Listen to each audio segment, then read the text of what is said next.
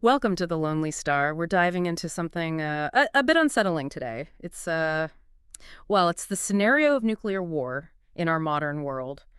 We're using Annie Jacobsen's book from last year, Nuclear War, a scenario to kind of guide our exploration and looking at how those hypothetical events, what she lays out, how they might connect to the actual geopolitical tensions we're seeing right now in 2024, heading into 2025. And you're joining us, our listeners, because you really want to understand this complex issue, to gain that knowledge quickly and, Yeah. and thoroughly. And that's exactly what we're aiming for here. We've looked at analyses, summaries, really delved into Jacobsen's work to give you a comprehensive, but hopefully very digestible understanding of one potential path to nuclear conflict. And just to be clear, right up front, this is not about predicting doomsday. This isn't like, looking into a crystal ball. It's more about examining possibilities and kind of tracing those lines from the anxieties we have today to, some really scary what ifs. Like, what if a limited nuclear exchange actually happened? What would those immediate earth-shattering consequences be?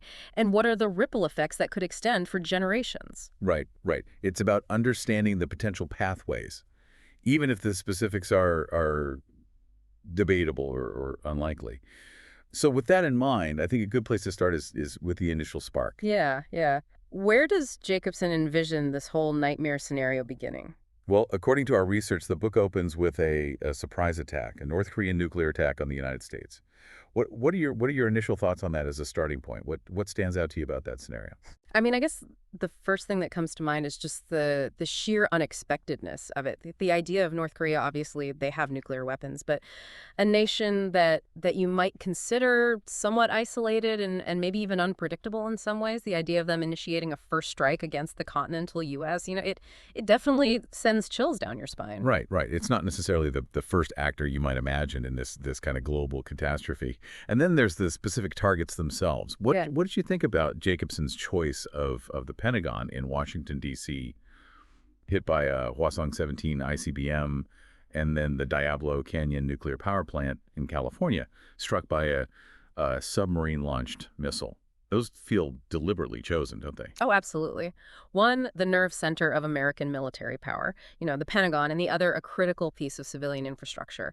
So you have this combination of strategic and almost symbolic targets. It really kind of underscores the gravity of that initial attack. And to make it even more unsettling, what's really crucial in Jacobsen's account is that neither of these incoming warheads is actually intercepted.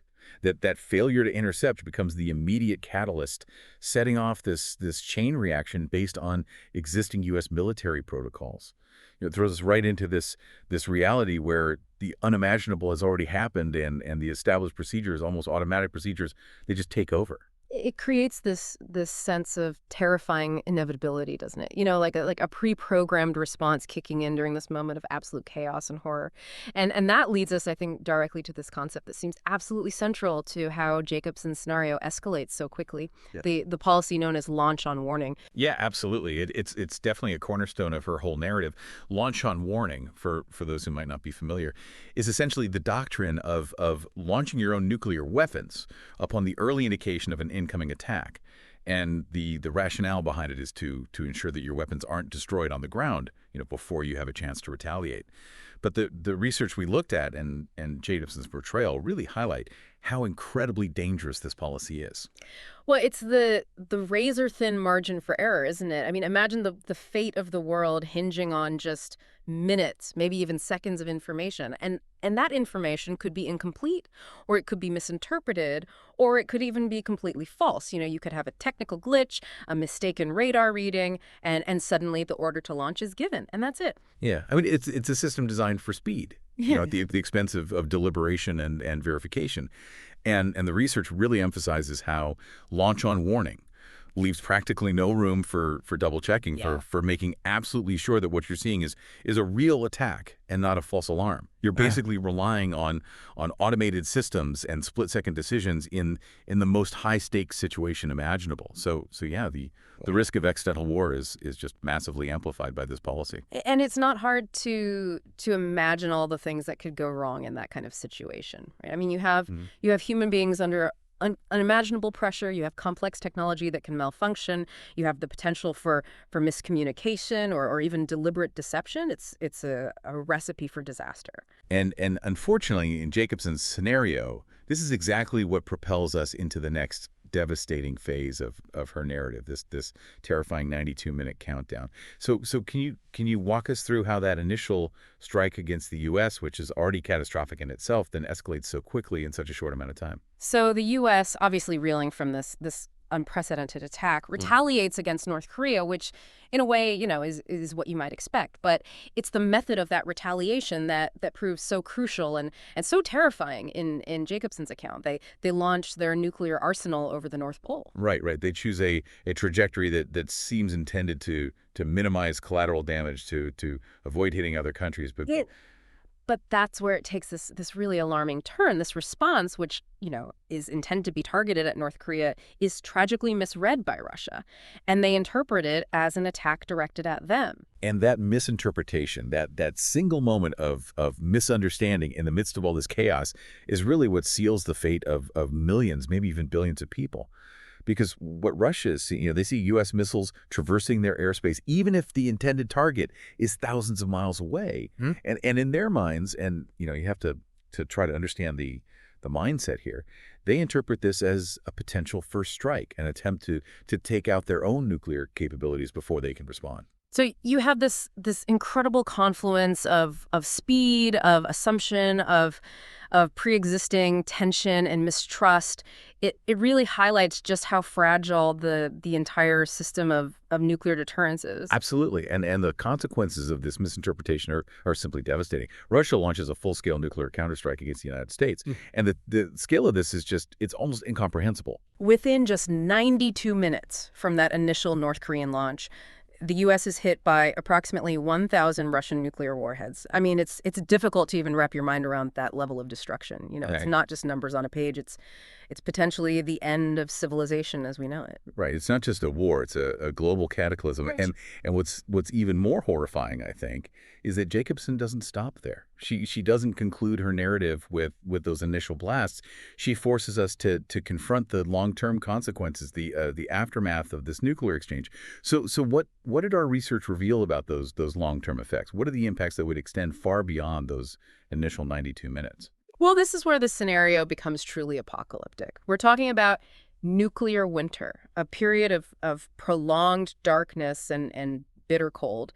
And this wouldn't be, a typical winter. This would be caused by the massive fires ignited by the nuclear detonations. These fires would inject huge amounts of soot and dust high into the atmosphere, and that would effectively block out sunlight, leading to a dramatic and sustained drop in global temperatures. So it's not just the immediate effects of the blast. It's this chain reaction, this cascade of environmental consequences that would unfold over time.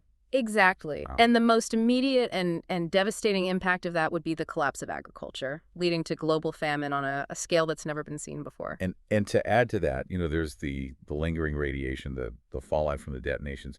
What does Jacobsen say about the long-term health effects of that?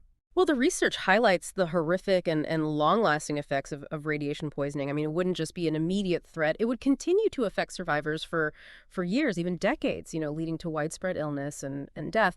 And then on top of that, you have the damage to the ozone layer, which would, have profound and long-lasting consequences for the planet's ability to protect life from harmful UV radiation. It's a picture of a planet struggling for survival, a world fundamentally altered by this nuclear catastrophe. Given such a grim and impactful scenario, it's understandable that Jacobsen's book has been met with a wide range of reactions. Our research indicates both significant praise and some pretty sharp criticism. Yeah, absolutely. I mean, on one hand, you have these incredibly positive endorsements. The New York Times Book Review, for instance, called it gripping and essential for anyone trying to understand, the intricacies of nuclear decision making. And they really praised the depth of her research.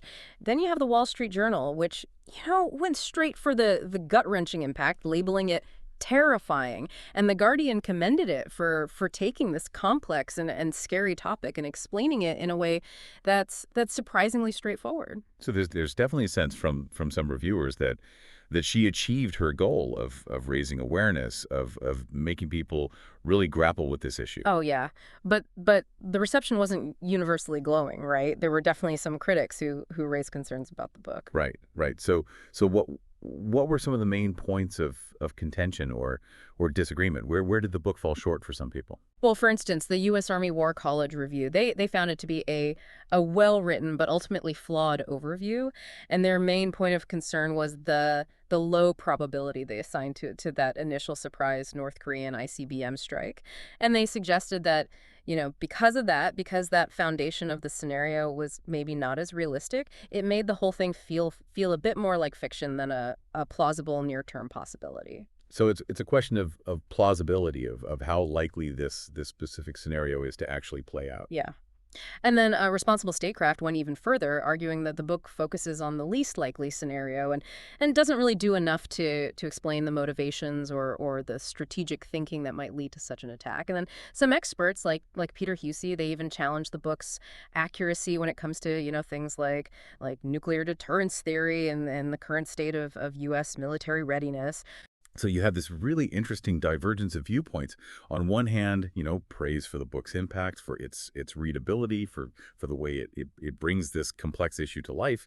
But on the other hand, you have these questions about the plausibility of the specific scenario, about whether it really reflects, the strategic realities of the world we live in. Why do you think there's such a difference in how people have reacted to the book? Well, I think it comes down to how you interpret the book's purpose, right? Is it meant to be a prediction of the future? Or is it meant to be a warning, a thought experiment that forces us to confront the potential consequences of our actions and the dangers of the systems we've created?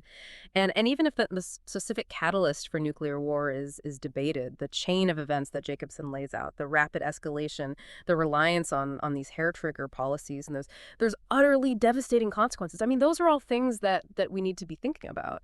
Right, right. It's about understanding the potential pathways to disaster, even if we might disagree on the likelihood of any particular path. And that brings us to the question of how this hypothetical scenario, how these events in the book might connect to the very real and increasingly tense geopolitical landscape that we're seeing in 2024 and 2025. Yeah, because regardless of whether you agree with the specifics of that initial trigger in the book, the broader themes and the potential pathways to disaster that it outlines, they definitely resonate with the anxieties and the realities of our current situation. Absolutely. And our research really points to a broad consensus that these themes, these anxieties, they're not just theoretical. We're seeing them play out in very real and very concerning ways. I mean, we're witnessing this trend of modernization and in some cases outright expansion of nuclear arsenals by a number of nations, and the geopolitical tensions, especially between the major nuclear powers,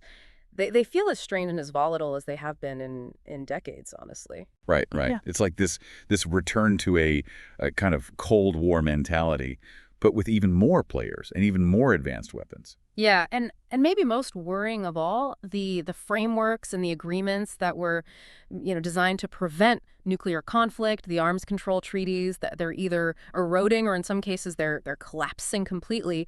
And then you have the threat of nuclear proliferation, the possibility of more nations acquiring these weapons, and that just adds another layer of complexity and danger to the whole situation. So it's not just a theoretical threat anymore. It's a tangible reality. Can you give us some concrete examples of these trends, these anxieties playing out in the real world? Sure, sure. I mean, look at Russia, for instance. They've suspended their participation in the New START treaty. They've deployed tactical nuclear weapons in Belarus, and they've even revised their nuclear doctrine in ways that seem to lower the threshold for potential use in a conflict. And then you have China. Their nuclear arsenal is growing rapidly, and some estimates project that it could exceed 1,000 warheads by the end of this decade, which would be a huge shift in their nuclear posture and strategic calculations. And of course, we can't forget about North Korea. Their continued advancement of their nuclear program, their public statements about expanding their arsenal, it all just, it adds to this sense of unease of a world that's becoming increasingly unpredictable and potentially very dangerous. Right. I mean, even if the specific details of the North Korean attack in Jacobson's book might be debated, the broader context of these rising tensions, the modernization of nuclear forces and the erosion of arms control, it definitely lends a degree of unsettling relevance to her scenario. And I think it's that broader context, those underlying anxieties that really make Jacobson's book so valuable, even if some experts disagree with the specifics of her scenario. It's a warning, a reminder of just how fragile the piece is and how easily things could spiral out of control. And that's what makes that emphasis on the launch on warning policy so chilling. You know, the potential for misinterpretation, the reliance on automated systems and split-second decisions.